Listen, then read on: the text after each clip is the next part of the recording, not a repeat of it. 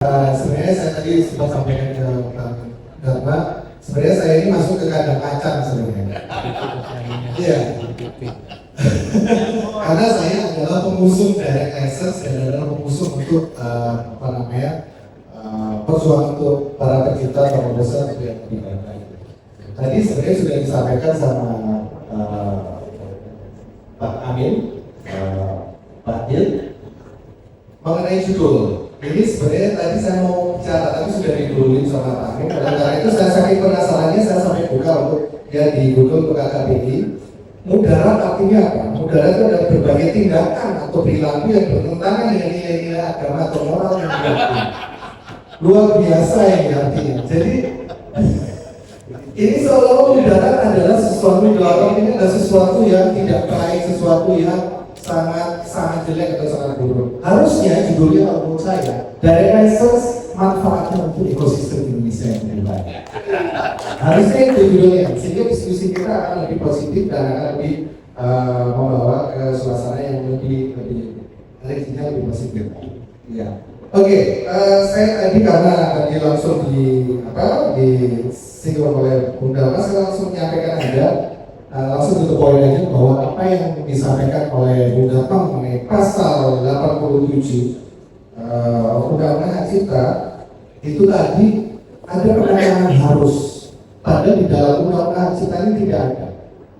Jadi saya bacakan nih, dulu saya selalu bawa Undang-Undang Hak Cipta ini, soalnya walaupun saya sarjana ekonomi tapi gara-gara direct license itu saya selalu bawa Undang-Undang Hak Cipta di dalam tas saya.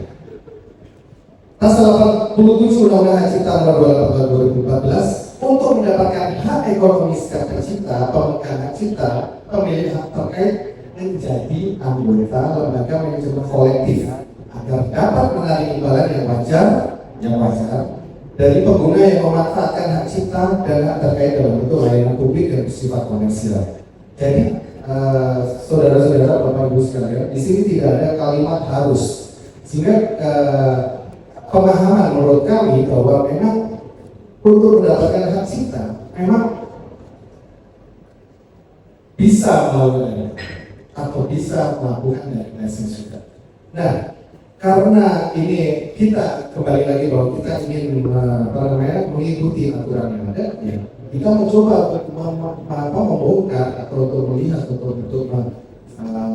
melihat sisi yang bisa kita lihat dari undang kita, yaitu bahwa ada kesempatan untuk opt out atau ada kesempatan untuk menarik kuasa kita kepada umkm, tidak semua, hanya untuk satu live performance saja.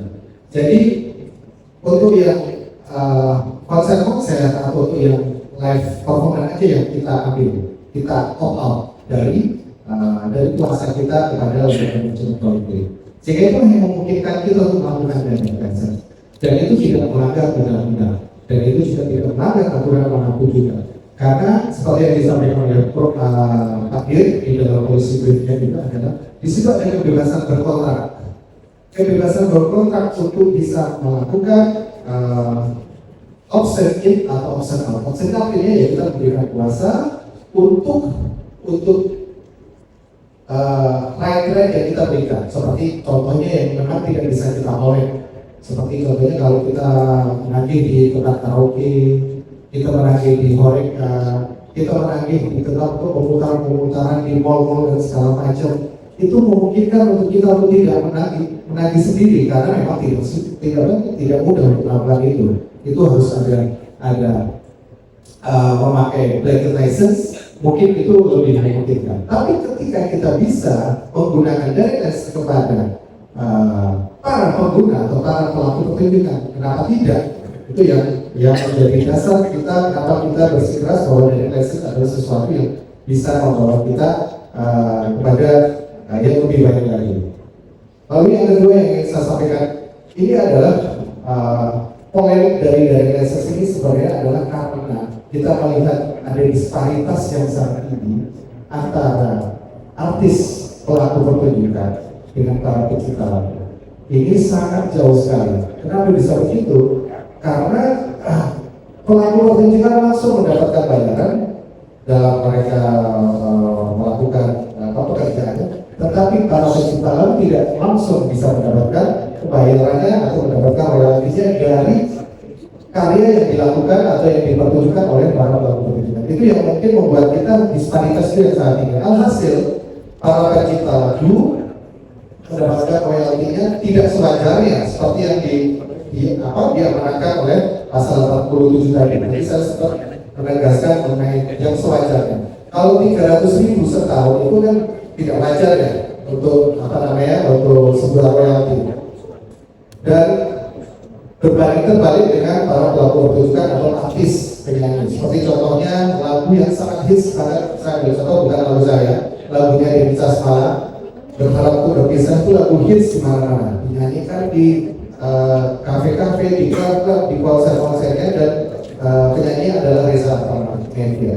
Reza Artamevia mendapat bayaran antara 100 juta sampai 200 juta sekali manggung. Tapi apa yang didapat dari Dewi Casmala tidak sampai 300.000 rupiah untuk royalti performing art untuk konser.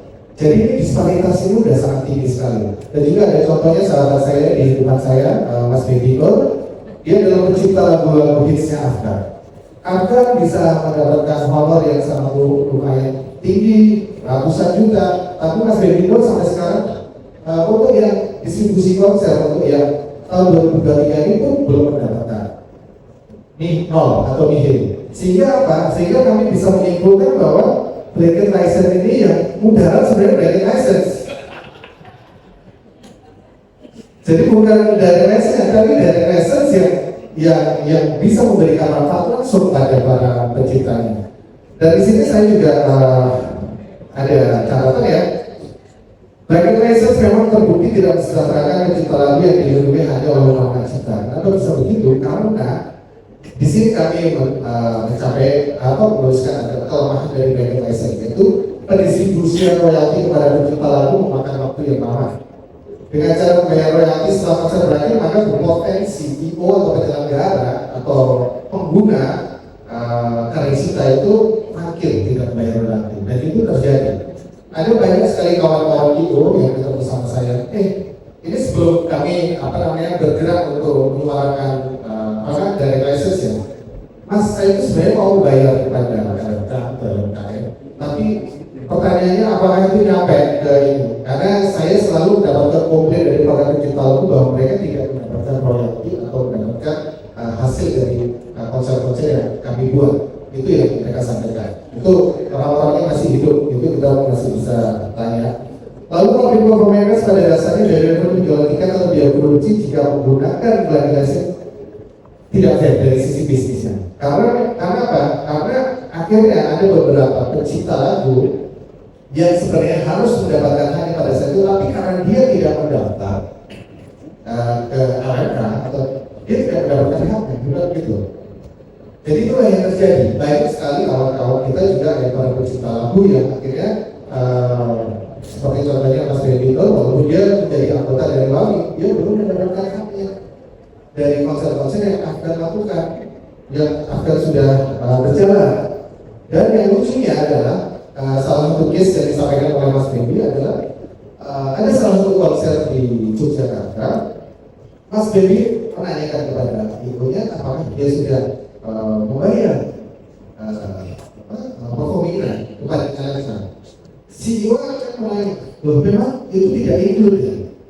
Dari situ akhirnya kita melihat bahwa pemahaman atau edukasi kepada para pelaku pertunjukan ini tidak ada dan tidak dilakukan oleh KM. Sehingga akhirnya setiap orang yang mereka untuk memakai lagu atau untuk menggunakan lagu bebas-bebas saja, sah-sah aja. Tapi mereka tidak melihat dari sisi para pencipta lagu yang sampai sekarang masih belum mendapatkan haknya. Dan yang pasti adalah loss monitoring yang banyak sekali. Potensial loss untuk event ini sangat luar biasa, besar sekali. Saya mendapatkan info data dari Loket.com, 90% mereka yang menguasai market share untuk event atau pertunjukan. Untuk tahun 2023 kemarin ada 161 event yang nilainya 200 juta US dollar. Oke, sebentar. Sebenarnya banyak yang mau saya sampaikan. 200 juta US dollar. Hampir kurang lebih hampir 2 triliun. Tapi apa yang didapat? Kawan-kawan kami masih belum mendapatkan hak itu.